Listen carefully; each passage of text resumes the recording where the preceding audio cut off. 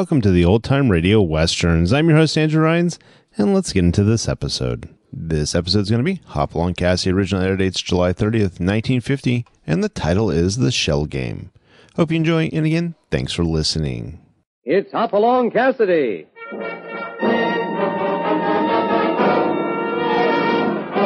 With action and suspense, out of the Old West comes the most famous hero of them all, Hopalong Cassidy, starring William Boyd.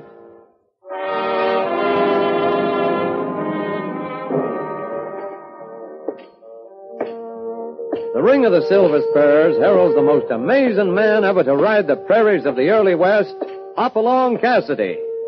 This famous hero thrills his 60 million fans with action and dangerous adventure.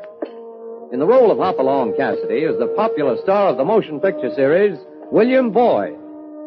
And now, another exciting story of the early West. The Shell Game. The hoofbeats of Hoppy's horse at the moment are ringing on the cobblestones along the waterfront of no less a place than old New York City. Longshoremen turn and stare at the unusual sight of Hoppy in California in their gala, silver-studded rodeo chaps, riding down the broad, dirty street, studying the warehouse fronts as they ride along. Our train heads west in less than 2 hours, California. We haven't much time to be paying social calls on your old girlfriend. Doggone it, Hoppy. The address she gave me is right on this here block. Oh, but that was 2 years ago. Maybe this business Lil inherited from her uncle folded up or moved. Sounds like shooting back among those docks. Oh, that hash-knife Lil. She always was kind of soft on me. Oh, she was a little shy, but mighty loving, that gal. Yeah. Wait. What is it? There on the corner of that plate glass window. Can you read those words through the dust? Carver Trading Company. That's it. That's Lil Carver's warehouse. Come on.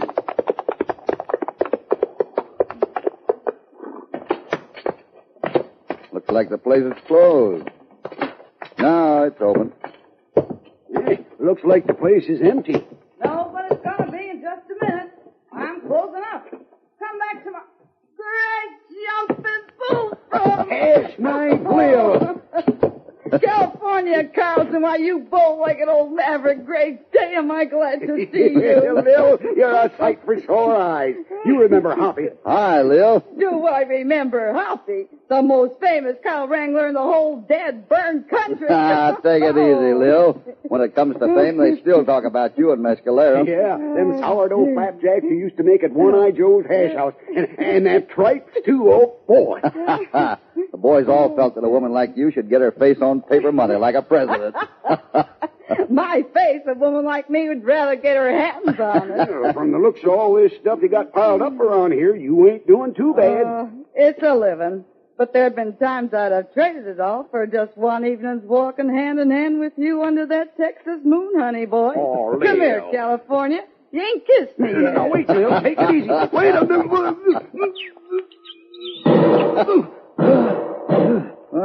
Sounds like that kiss came complete with fireworks. Come on, straighten up, honey boy. Stop buckling at the knees. That was just a sample. Now, if I really kissed No, give me time, Lil. I ain't caught my breath. I didn't know folks were so free with their gunplay in New York, Lil. They ain't. It must be cops after one of them waterfront gangs. Oh, well, like I always say, the only reason folks don't mind their business is they haven't any mind or they haven't any business. Let's get back to my office and set. I already sent my help home. We'll be able to chew the fat without the usual racket. I'd better phone Fu Chow and tell him to set a couple extra places for supper tonight. That's mighty nice of you, but we're leaving in less than 2 hours. Our train is... Oh, what? We've been with the Great West Rodeo at Madison Square Garden. Show closed today. Great day. Why doesn't somebody tell me these things? Oh, we would have called on you before, but... Get away from that pepper. Oh, watch it, California, honey. I just ground up a sample from this 100-weight of black pepper. Boy, you sell that stuff, too? Well, I buy and sell just about everything, honey boy. From the looks of the stuff you got piled up here, I can believe it. This pepper just arrived from Shanghai aboard the freighter Diomede. Hold out your hand, Hoppy, and I'll pour you a sample. I want you to smell what real pepper's like. Now, wait a minute, wait. You don't have to pour that whole sack into my hand. There. You can tell it's fresh by the way. Watch it, California, watch it. My nose ain't the same since I once had it broken in 2 places. You should keep it out of those places. I always say a nose should be seen and not heard. I'll move back a bit. Then where you are. Oh, where did you come from? Put down that Don't gun. move. Don't move or I'll shoot. A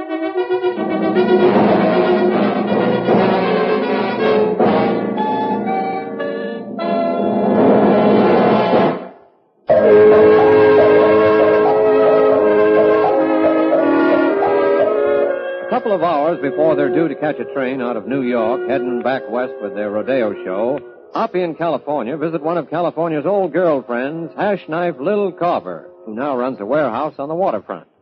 While showing Hoppy a sample of a new shipment of pepper, they're held up by a skinny little gunman with an English accent. He orders Lil into a storeroom. Get inside. Quick. Do as he says, Lil. Keep your hands up, you. You touch that lady, you yellow coyote, and Shut up, California. Easy with that gun, mister. The way you're shaking it's liable to go Shut off. up. I'm going to follow that woman into that room. If the police come, send him away. If I hear him coming toward the door, I'll kill your fat lady friend. Why, you Hey, none of that. So help me. Yeah. All right. I'm going to cross over to that room. I want you two blithers to look natural-like when the bobbies gets here. Lower your hands. Wait. What you got in that end? Well, nothing but a handful of pepper. Oh, my eyes! He's blinded. Get him! Oh, good work, Hoppy. Hoppy, you're hit. That blood. Lil, let go of me. He's getting up. California, grab him. Come on. We'll get him. Wait, stop. The police. Hold it, California. Yeah. He's running into a police trap. I know. Look, he's heading toward those ducks. They're going to shoot.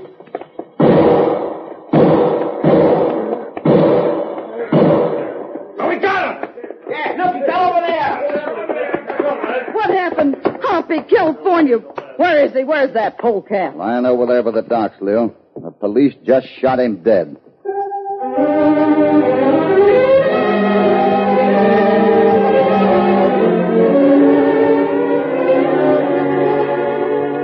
Well, California's sure taking a long time talking to that police sergeant out front. Hold still. I gotta get this bandage fastened. My ribs were only grazed, Lil, not ventilated. You're wrapping me up like a mummy. Oh, here comes Honey Boy now. California, did you find out who that gunman was? That police feller said he was a smuggler. Smuggler? Yep, name English Eddie. The police at Hong Kong cabled the New York lawmen to be on the lookout for him. He was stowing away on some freighter, they thought, and sure enough, they find him on this here ship, the Diomede. The Diomede? Yep, but he give him the slip. That is, until he run into us. Well, what was he smuggling? I don't know. The police sergeant said something about him running a thing called the Duke Export Company in Hong Kong. What? Yeah, but seems that was just a blind. He disappeared from Hong Kong, and, well, you know the rest of it. What's the matter, Lil? Well, nothing, Hoppy, except that I was planning to bid on a shipment of stuff tomorrow morning that was putting up at auction for freight charges. A shipment of abalone shells sent by the Duke Export Company of Hong Kong. That's mighty interesting. Who were they shipped to? Well, some hombre who never even showed up. Name of Simon Turner. Baloney shells? Abalone. You're such an ignorant baboon, honey boy. If I can get them cheap enough, I can make a profit on them. Button factories use them. Well, what would a smuggler be doing shipping in baloney shells? Let the police worry about that. We'll be aboard that train heading back home in just 30 minutes from now. Yeah, I got news for you, Hoppy. What? That police sergeant says we got up here at the investigation over at headquarters tonight. Oh, no. Oh, what are you worrying about? I can put you both up at my place. I got plenty of room.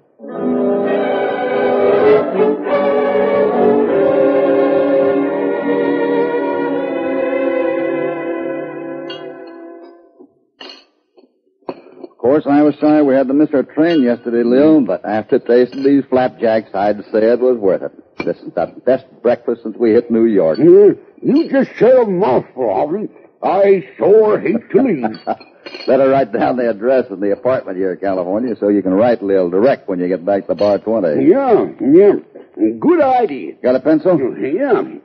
Right here in my pocket. That's funny. Oh, shucks. What is it, honey boy? Oh, these cartridges I took from that hombre's gun yesterday. Here.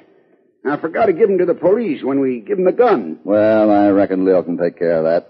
Be glad to, Hoppy. I'll gather them off the table here for you. What's the matter? Nothing especially, just this cartridge. It's light. I don't think there's any powder in it. The lid is loose, too. I think... Yeah, I can pull it out with my fingers.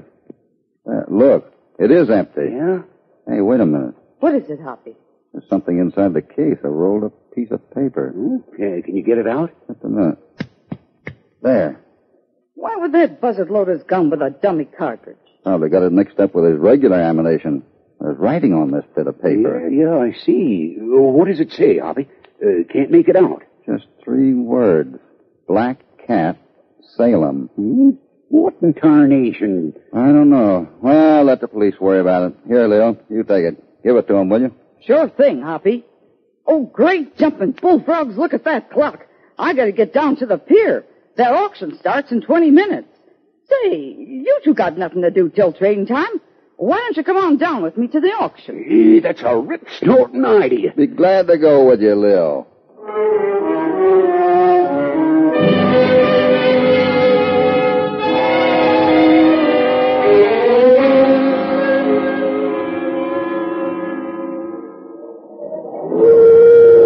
And now, lot 1621. 2.5 tons of fine oriental abalone shell with high mother of pearl content. All right, folks, who'll open up? 2.5 tons. $10. $10. $50. $50. Why, a fraction of their shipping cost. Come, folks. Looks like that fat old hombre in the yachting suit wants them too, Leo. Do I hear $60? $60. That's telling them. $60 I hear. $100. $100. The gentleman said $100. What's that old goat wanting for? $150. I hear $150. $200. They ain't worth it. $250. That'll stop them. The lady with a green ostrich feather and a hat says $250. Going. $300. $350 and they ain't worth it. Easy, Leo. $400. $500. Leo, no. You can't lick us. 500. Do I hear more? Will you accept my check? Sorry, mister. The rules call for spot cash.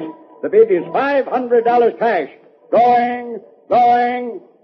Sold to the lady with the green ostrich feather for $500.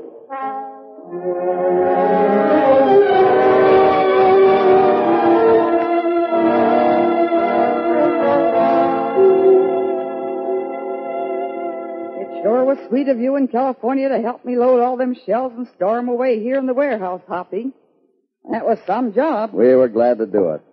There's a big wagon pulled up in front. And guess who's getting off? With 2 tough-looking hombres. We haven't got time for guessing games, California. Our train leaves in an hour. We better collect our guns It's and... Fat Boy. What? That dude in the sailor sombrero who rode again you in the auction. He's coming in. Good afternoon. I was hoping I'd get you in before you closed for the day. Well, we're just about to. I see. I suppose you've been busy examining those high-priced abalone shells, eh? You think they're worth it? I don't know. We haven't opened the crates yet. You haven't, eh? Mrs. Carver, I'm Dr. Sidney Trotter of the Trotter Laboratories. This is my assistant, Willie. Frankly, I was quite bewildered as to why you should be willing to pay so fantastic a sum for those shells. You seem to be willing to pay even more. Ah, but my dear sir, for me they have a remarkable value. The unique balance of calcium carbonate in the South China Sea abalone shell gives it a great advantage for certain medicinal experiments being conducted by my laboratories. So? Mrs. Carver, I'll pay you $600 cash for those shells. Oh. Good. My wagon is outside and my men are waiting. Willie, you and Oscar. Pull up there, Doctor. We just spent the whole darn day storing the stuff away. Now, these boys gotta catch a train. Won't tomorrow do? I'm afraid not. My experiments cannot wait. Besides, my men can handle it by themselves. They don't need any help from your assistance. Well, the point is, my friend, I'm closing up, and tomorrow'll have to do. You distress me, madam. Willie, I refuse to make delivery. Maybe this changes their mind. With a gun like that looking me in the face, I could change anything, except my opinion of you, Willie. I'll keep your opinions. All we want are the shells. All right. Into that back office, gentlemen. And, shall I say, lady?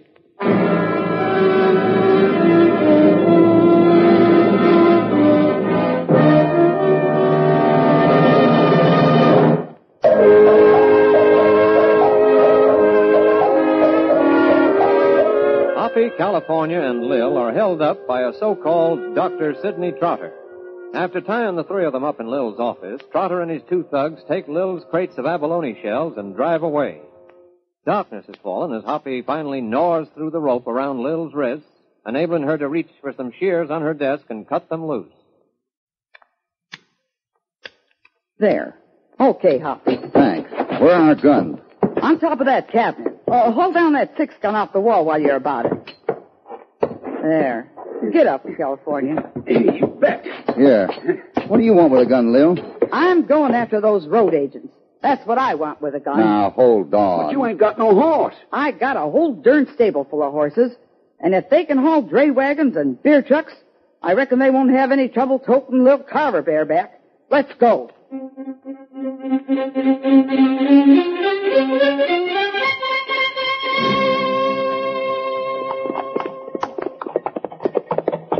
Hoppy, what about our train? We missed it an hour ago. Doggone them horse-drawn streetcars. Out of the way. Take it easy, Lil. Let's use our heads. Pull up here. We'll never get anywhere riding around the night like this. We've lost them. Dad burn it, Hoppy. I'll catch them wall-eyed coyotes if it's the last thing I ever do. Let's find the shipping office that put on that auction this afternoon. Maybe the auctioneer knows our fat friend, Dr. Trotter. Well, what are we waiting for? Let's go.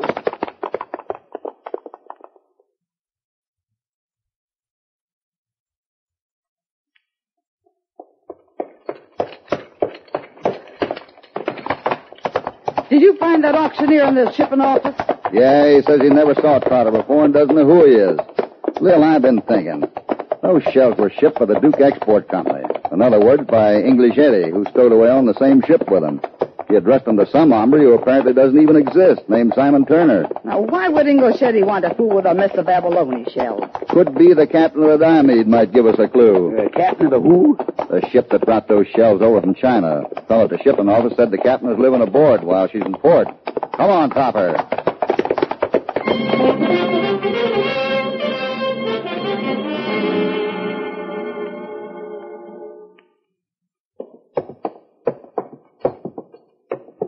Mighty nice of you to go to all this trouble, Captain, taking us down in the ship's hold. I'm glad to be of any assistance, Mr. Cassidy. Is this where you found English Eddie hiding out? Yes'm. Him on crates of shells and other cargo. He got away from my men when we first discovered him after arriving in New York. Left in such a hurry, he forgot to take his coat. Funny thing, filled his pockets with abalone shells. Oh? What happened to him? Those shells in his pockets? Oh, I tossed them back into the crates. He'd opened a number of crates and shells were scattered everywhere. What'd he do that for? Search me. Probably never would have been caught if he hadn't come back to the ship the day after we docked and tried to get back down in the hold. Don't ask me why. Police had been alerted by then, of course, and, well, you know the rest of it. Yeah. I see your men didn't quite clean up all those shells off the floor. Where? Over there. Wedged under those pipes of the wall near the floor. Well, it looks like there's a couple of dozen jammed under there. Let's have a look. I'd like to examine a few of those shells. Hey, sure are big, ain't they? Yeah.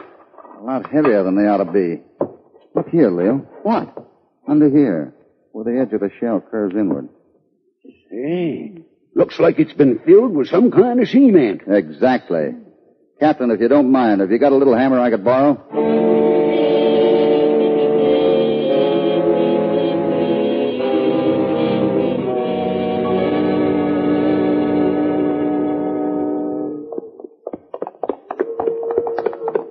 Doggone it, Hoppy. That ship's captain has already notified the police, so why are we still galloping through the night? And if those polecats are going to be caught, we got to catch them while the trail's still hot. Oh, what trail? You remember that piece of paper we found in that empty cartridge case in English Eddie's gun? Yeah, it said Black Cat Salem. Couldn't that be the name of a ship? The Black Cat out of Salem? Hoppy, in my business, I know just about every ship that ever comes in and out of New York. And there ain't no Black Cat.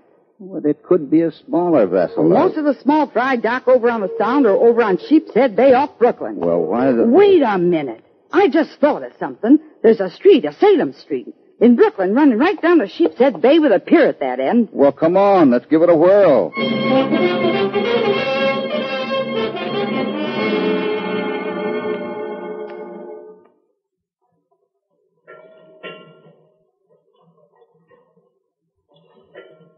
Well, this is it.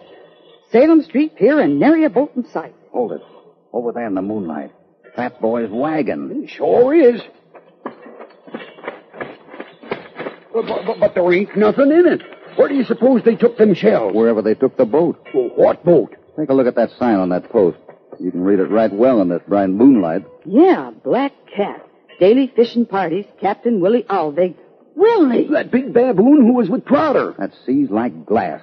You can still see the wake their boat left when they sailed out of here.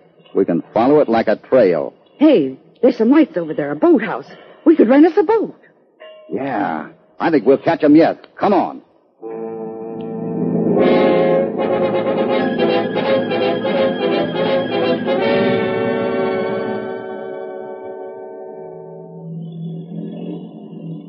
This wake we're following is getting brighter and heavier. It won't be long now. Oh, I hope not. Oh, my stomach's beginning to back up and turn around. Try to hold out, California. I aim to climb aboard, Hoppy. We'll run this thing close under her stern, and California now grab the lifeboat and climb aboard. Oh, what about me? I'll be missing out on all the fun. You go back and call the police. I want to turn those hombres over to somebody when we bring them back. Hey, am I seeing things, or are them lights ahead? Yeah, it's their boat, all right, dead ahead, the Black Cat.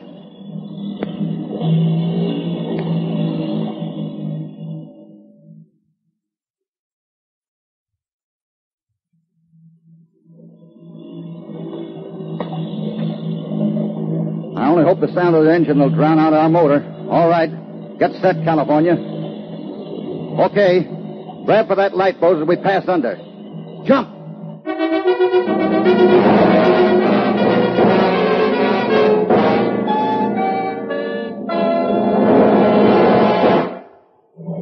Confound it, Willie. There must have been another crate. But, Mr. Trotter, you yourself point them out to us. We take every crate you say. Maybe English Eddie make a mistake. Impossible. English Eddie never made those kind of mistakes. Would he write me he was enclosing diamonds in 20 shells and then send only 5? But do not blame me. I told you to put in a claim for the shipment before it was auctioned off. Oh, you incredible blockhead. I should tell him, I suppose, that Eddie Duke and I did business together, with him wanted by the police of 3 continents. That's all I had to do to put us all behind bars. But I tell you... shut up. Either you lost a crate off the wagon, or our enterprising lady friend, Mrs. Carver, lied when she said she hadn't opened those crates. That is it. She lied. She took those shells. Perhaps. We'll ask her to turn back. I'm afraid we'll have to pay Mrs. Carver another visit, Willie. Tonight. Can I spare you the trouble? You? What? Steady, Willie.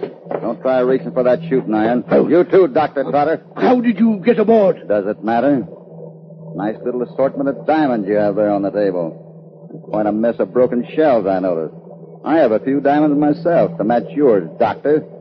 In fact, a whole pocket full. Here. Are these what you're looking for? Well, you did find them. With the cooperation of the late English Eddie Duke. You see, he laid them aside in the hold of the Diomede for his own use in America. Scoundrel. Only it wasn't America he ended up in, but in another place where he doesn't need his diamond. And neither will you, gentlemen, where you're going.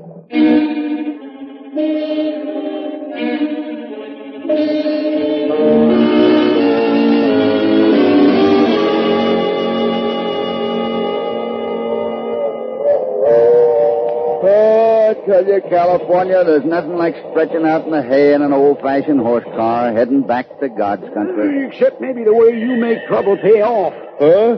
What do you mean? Well, look at the trains we missed, and getting ourselves nearly shot and drowned, and half dead of seasickness. And in the end, what happens?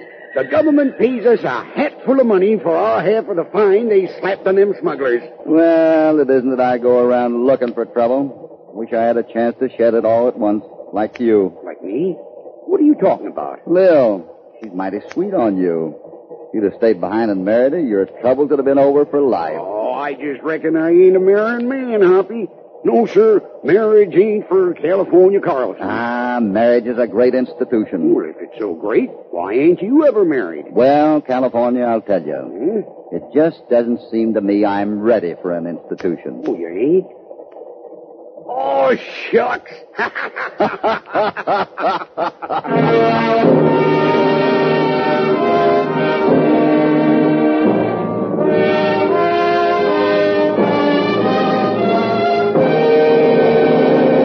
Goodbye from Hoppy in California.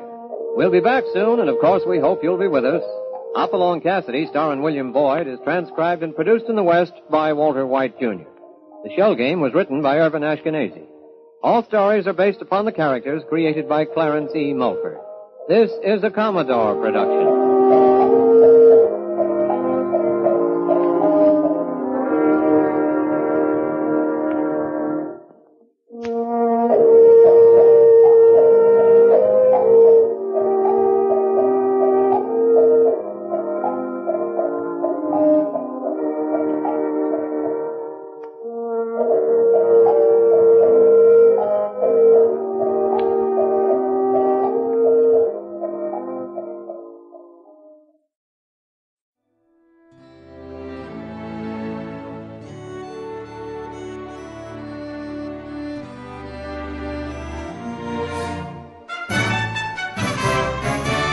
This has been a presentation of OTRWesterns.com, and we hope you enjoyed. Please take some time to like and rate our shows in your favorite podcast application. Follow us on Facebook by going to OTRWesterns.com/Facebook.